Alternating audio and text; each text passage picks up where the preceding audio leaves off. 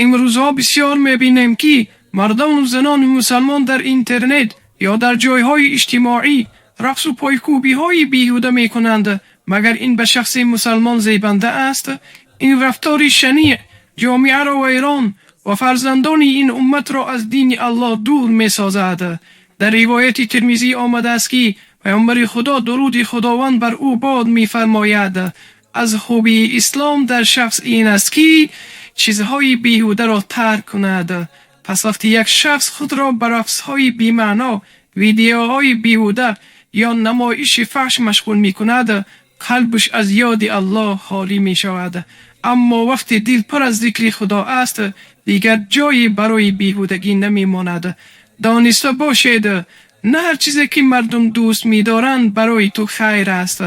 خیر در آن چیزی است که الله دوست می دارد.